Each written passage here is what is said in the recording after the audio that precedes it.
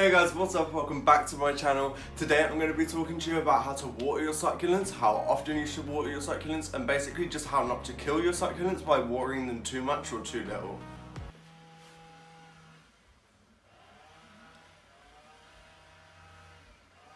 Why?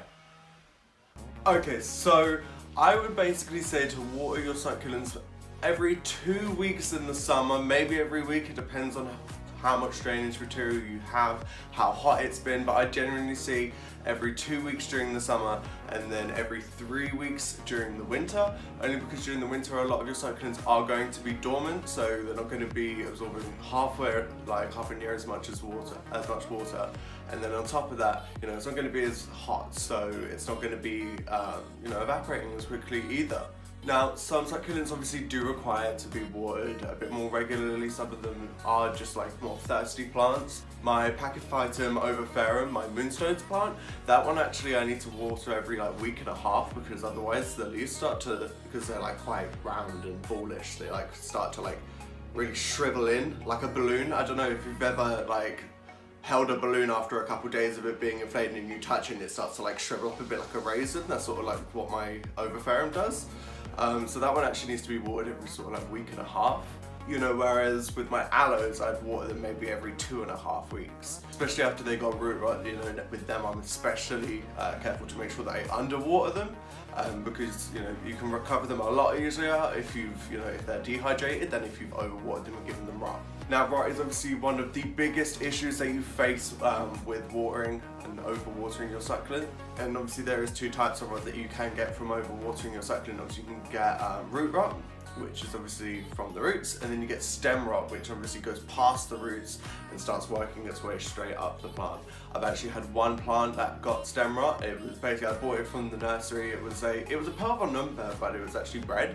And yeah, I bought it from the nursery. It had root rot already. I knew that, and I was basically trying to recover it. And then when I realized that it was sort of, after it got stem rot, it just had no chance. So I tried topping it off, but the rot had actually spread up through the center of the stem. So even the top part had started rotting through the center. So even that was a lost cause. Now, if you're trying to check how, dry your soil is, me personally, I just stick my finger in. I usually go about 2 segments down because my pots are quite large. Obviously in smaller pots you'd probably only want to go the one down. And yeah, you just put your finger in, get it really far down there and just see if it's still wet. If it's still wet, leave it. If it's bone dry, then you could probably water it again, or we could leave it a few more days. Generally, if I feel that it's dry, I'll leave it a few more days, wait until, because I feel like I know my succulents quite well and I can see when they're, dehydrated, when they need a bit of water. So sometimes I'll just leave them a few more days, even if they feel dry and they don't look dry yet. I'll give it a couple more days and wait for them to start looking dry before I water them, just to eliminate any risk of overwatering my plants. Now, of course, you can also use pencils and chopsticks, and you can stick those down into the soil.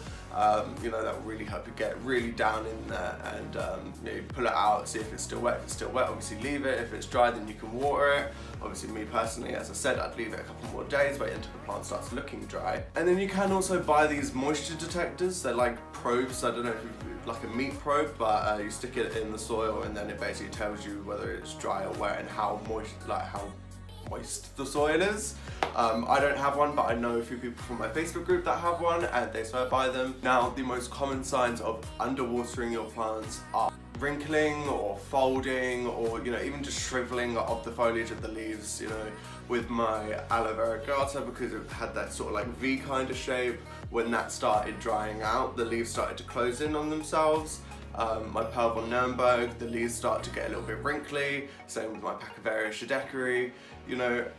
Each plant reacts differently to being underwatered, and when it starts getting dehydrated, each plant reacts differently.